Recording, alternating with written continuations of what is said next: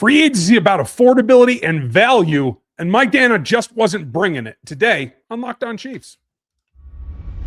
From the land of the free and the home of the Chiefs, this is the Locked On Chiefs podcast. Welcome in, Chiefs Kingdom. Thanks for making us your first listen here on Locked On Chiefs, your daily Chiefs show on the Locked On Podcast Network, the #1 sports podcast network in America, where we cover your team every day, no matter what they do, even like today when they make a move that some of us saw coming, but catches some folks by surprise anyway. We're going to go over it. I'm Ryan Tracy, the founder of Rogue Analytics and Performance Consulting, where we do the athletic matrix and the production metrics that matter in your pre-draft process, in the team's pre-draft process, and everything that you want to know. You can find my written work over at NFL33.com, including some of the contracts and some of the guys to watch at the Combine this week. So make sure you check those out, and then get over to RGR Football, and then you can finish with me. Then you got to check out Chris at KC Chiefs Corner for his quarterback and cap and business side of this. That's where you want to be. We have a ton for you. There was a move made today with Mike Danna being released. We're going to get to that right off the bat here in just a minute, because it is significant in a number of ways for what we're talking about. Running back contracts coming up a little later in the show. What is affordable? What does a second contract in the NFL look like for running back right now? Because that's part of the formula for what goes into a draft pick as well. And then we get into the MO of the GM, and bargain shopping is Brett Veach. That's coming up a bit later. But news today, this afternoon, that Mike Danna has been released. A little bit surprising, because I didn't think it would be the first release that they did. That's but where it I'm coming has from, been. too. It's a little, catch you off guard a little bit. But they do it because it's a little over $2 million in dead money, and they save $9 million against the cap, which gives them a new number and a fresh lease on life. Now they have other moves that can make them significant cap space. What's your take, capologist, on what this does and the reasoning? I was surprised that they did this move. This actually makes me curious as to if they're going to do something with Taylor other than what we've been talking about for the past 2 months.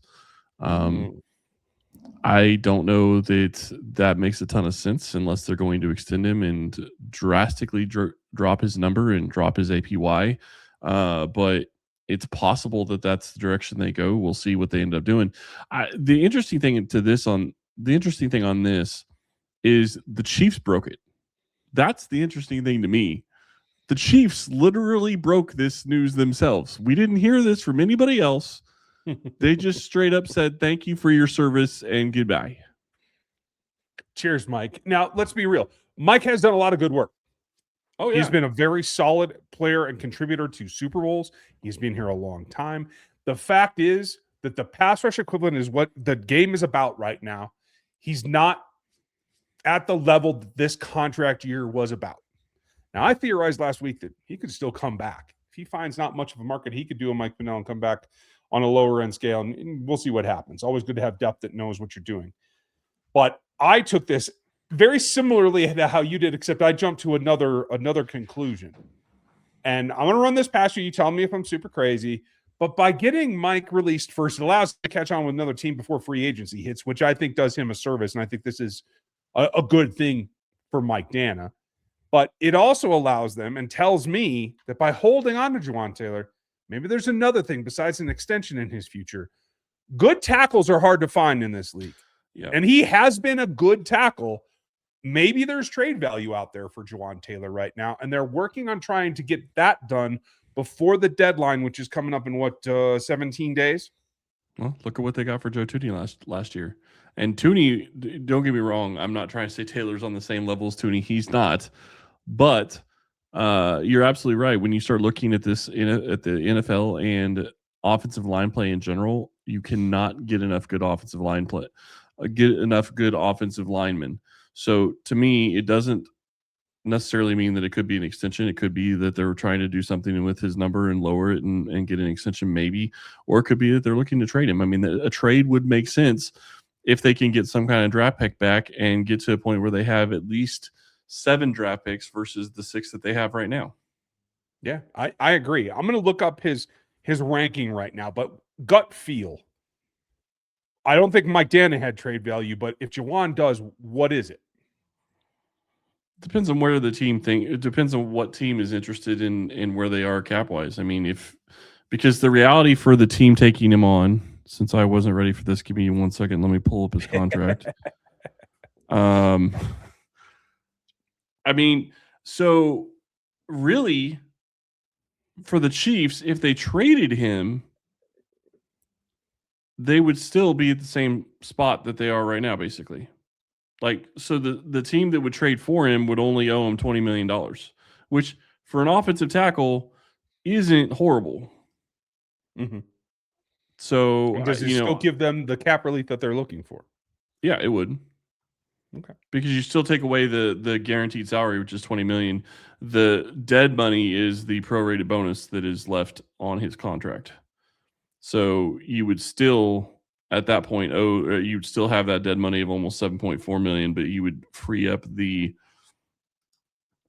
$20 million. So yeah, I mean that would take you to $17 million in cap space, and that's taking into account the Mike Danna deal already. So that's definitely enough cap space to get some stuff done. Probably not enough to do what you really want to do in free agency. And we can talk about what it's going to cost in some of these other positions. But this goes back to what we've kind of talked about a lot over the last couple of weeks is what's the value of the positions and can you find it? Because to me, that's why I don't like taking Jeremiah Love at number 9. I understand maybe he's the best player. Maybe that's what you end up having to do. But if you can get somebody that is a higher premium position, like a wide receiver or a defensive end, your value is much better there because you're offsetting a contract that's $30 million a year versus a guy that's making 5 or 6 in most running back situations. That makes a lot of sense to me. And when I look at value here, he gave up 20 pressures on the season, less than Ronnie Stanley at 28. Less than Abe Lucas, half of what Olu Fashanu is, a guy that was a very high draft pick, about the same as Darnell Wright, half of Alaric Johnson, and right up there with Brian O'Neill. Like performance, and he played injured most of the season too. Just to throw that out there. Absolutely. Now I know what people are saying. Yeah, Ryan, that's great. How many penalties did he have? So I'm going to pull that up too because I know that plays into it. It was 8. And that is significant. I want to say that's third. No, it is the top. It is the most penalized tackle in the league. So there is that. You're not going to get a prime draft pick in return. But you might get a third rounder. You might get a top 100 because tackles are hard to find. I don't know. If they can get a top 100, they ought to be running to the commission. Like they should be sending an intern to run to New York just with a steak dinner as a tip. Yeah. I mean, yeah, absolutely. Yeah. You never know what somebody's willing to pay and how desperate they are to not pay free agency numbers. That's true. That's the question. So. And that's the other question. Like, if you go look at really quick, since we're talking about this, if you go look at the offensive tackle position, let's see, right tackle. Your right tackles on average are getting. I mean, Jawaan Taylor's 6th in the NFL. When you look at the cap numbers, if you look at just in 2026, what will Taylor be? Taylor is he's 4th in cap number, but if you're a trading team, he would be like 10th. And there's all kinds of deals. Maybe that's what this signals. You have to maybe eat some of that salary, which maybe the Chiefs could do. Maybe that's part of the negotiation that needs to go on continually. Yeah, I mean, there's lots of different ways you can go about it with that. What I was trying to see, I mean, is there any right tackle out there that you think is great that you would want to go sign? Evan Neal. I mean, there aren't great names at that position, so it's going to be hard to find something in free agency if you want a offensive tackle. So to me, that makes a lot of sense if they think they can get a draft pick. And to be clear, now you're in a situation when you release Mike Danna, the teams are going to know about where they think your cap situation is. They're going to know you're only a couple million from being compliant for the new league year. So your bargaining power is a little bit greater now at that point, and you're getting ready to go to the scouting combine later this week, which is where a lot of this stuff will get discussed and talked about. So all of that plays into what you're talking about and what you said right there. Deals get done at the combine, folks. Chiefs are currently at 3.29 in cap space, under cap space. But that means you don't have much to spend. If you had to, especially at the running back position, would you do it? I wouldn't. But one team just did. The Dallas Cowboys are nuts, in my opinion. I'm going to tell you why and what it means to the Chiefs next. As the new year gets going and a lot of people try to simplify their routines, dinner is a big one. Between busy work days, cold winter nights, and packed schedules, having an easy, reliable dinner plan makes a huge difference. And that's where HomeChef comes in. HomeChef takes the stress out of cooking by delivering fresh, pre-portioned ingredients right to your door with easy-to-follow recipes and actually tastes great. They're rated #1 by the users of other meal kits for quality, convenience, value, taste, and recipe ease, and it's easy to see why. Meals come ready to fit your schedule. There are 30-minute recipes, oven-ready trays, or even quick lunches. Over 30 options a week for including family-sized meals as well as some of the smaller, quicker options for your dietary choices. For a limited time, HomeChef is offering our listeners 50% off of your first box with free shipping and free dessert for life. Just go to homechef.com/lockedon. That's homechef.com/lockedon for 50% off of your first box, plus free shipping, plus free dessert for life. Must be an active subscriber to receive free dessert.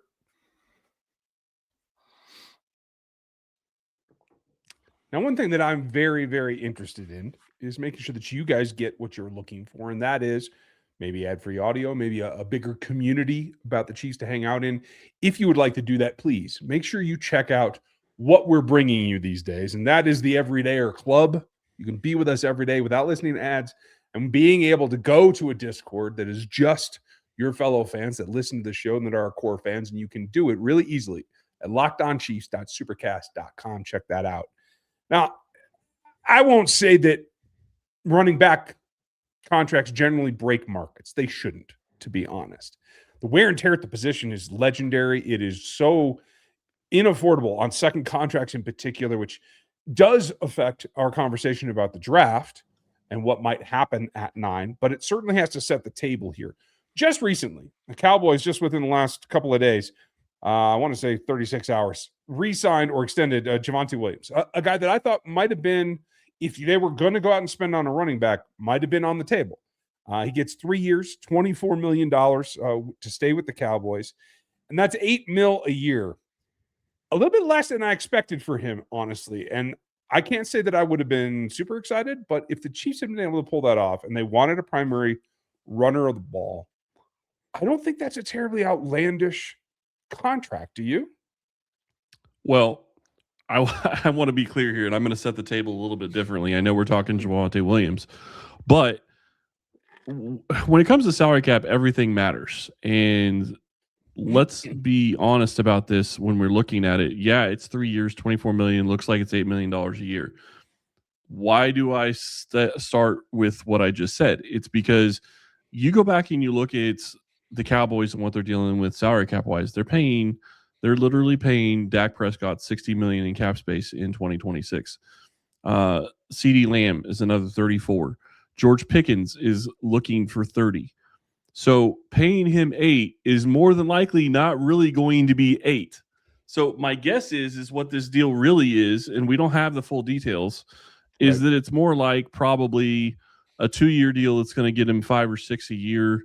And it looks like it's 8 because the last year is like $10 million or, something, whatever to make the numbers work.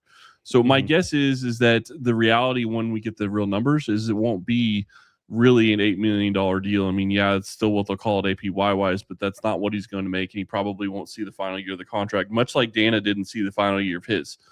Right. So to me, I think that's when you take all of that into consideration, I do think that this is a deal that Kansas City could probably do for a running back, because the reality is you're probably paying him like a $10 million signing bonus, which is going to get prorated out over the life of the contract. So maybe that's $3 million a year or $3.3 million in this case. And that's kind of the way that you make this work. You give him a low salary. Maybe he's only counting $4 or $5 million against the cap in year 1. Then year 2, it bumps up a little bit. But it gives you a running back, it gives you somebody with experience, and it gives you somebody that you think can improve where you are in the running game. And then it opens up what you can do in the draft to where you don't feel like you have to go reach for a superstar running back because you at least address the position, and now it's just a guy to supplement. And that's fair. And I do think that's probably smart. What does this contract do to what the market is right now, especially when we're talking about Breece Hall, who I expect to get a much more favorable, lucrative contract? I would expect in the 12 to 13 range. And Ken Walker, who I think is now going to be over 10 million a year. What do you think this does? Does that have a cooling effect on it? Does this make guys more affordable? So if you look at the running back market, you have, it looks like about 10 that are over 10 million a year in average. And the top two are Saquon Barkley and Christian McCaffrey, and they're almost at 20 million. Both of them are 20 million or over, or almost at 20 million or over. And then you have Derrick Henry at 15, and then it just kind of drops between 15 to 10 in the next range. So to me, it's one of those scenarios where would you put Javonte Williams in the same breath as, Derrick Henry, Jonathan Taylor, Alvin Kamara, Josh Jacobs, James Cook, Kyron Williams, Aaron Jones, Joe Mixon? I don't know that I would. So is it going to cool it a little bit? Maybe, but I still don't think it's going to change what Kenneth Walker's going to get. I think Walker's probably going to get closer to 15 than he is to 10. So you would put Walker within that group that you just mentioned? I think based on the fact that he will be probably the number one running back in free agency, yeah, I would think that somebody is going to give him a significant amount of money. And maybe I'm wrong. Maybe it's not 15 million, but you also have to remember that 15 million is was done on a salary cap that wasn't what this one is. This one, I saw a stat today, I think, that the salary cap has gone up over $100 million since 2022. Crazy. Can that be real? $100 million. No. And I got none of it. I'm gonna double check that. So what does that do to the rest of the market for you? Like, who are you looking at then? Well, I think when you look at the rest of the market, it's just a matter of, what does Travis Etienne want? There's been a lot of smoke about him being somebody that the Chiefs that he would be interested in coming to Kansas City. Okay, well, maybe he'd be interested. Are the Chiefs going to be interested? The question is going to be money. So, to me, I'm not going to pay unless it's Kareem Hunt. And to be clear, I'm not saying you pay Kareem Hunt, but you're only going to give Kareem Hunt, $1 million or $2 million. I'm not touching any running back that's over probably 27. And that's the lion's share of the running backs out there. Correct. So then it becomes a matter of, okay, what is the real deal? Javonte Williams is 26, Kenneth Walker's 26. Maybe I'm wrong. Maybe Kenneth Walker doesn't get to 15, but I think he probably gets to at least 12.5, mainly because of how much the salary cap has gone up. Not necessarily because I think that that's his value, in past years, but I think because of what it's gone up, that could happen. But there's not a lot of guys out there that are, under 28 that you really want to go pay a bunch of money to. Yeah, I agree. 95 million, by the way, from 2022 to the middle of what's projected for us this year, 303. So that is quite a jump. And even at that level, you got to do some bargain shopping. Maybe running back's it. Maybe other positions are it. But we know what Brett Veach likes. We're going to tell you what that is next. If you ever wanted to experience the NBA Finals live and in person, FanDuel is giving you the chance to earn that dream into reality with their NBA sweepstakes. Here's how it works. Use your profit boost from any NBA future, and you'll automatically be entered for a shot to win an NBA Finals trip for 2. That's right. Flights, tickets, the whole experience. If you've already looked at the board and that you're thinking about which team can make a deep run, this is the perfect time to look into it as we talk about it right now. I love the futures game because whether you're picking a team to win a championship or just grab a conference tile, the extra layer of excitement in every single game, it really plays up down the stretch, and that's when you want to get the most out of it. Visit FanDuel.com today and get started. Use your profit boost on an NBA future and get entered for your chance to win a trip to the NBA Finals. Play your game with FanDuel, the official sportsbook betting partner of the NBA.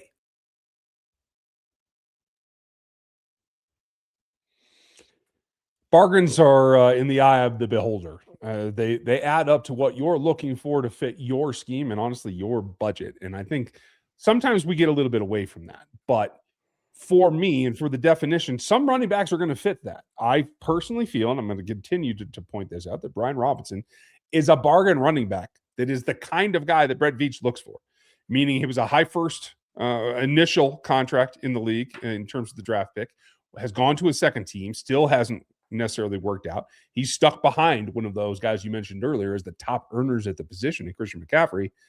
And I think he's a perfect candidate to try to come in and see what he can do as part of a committee in Kansas City. That's the kind of thing that Brett Veach looks for.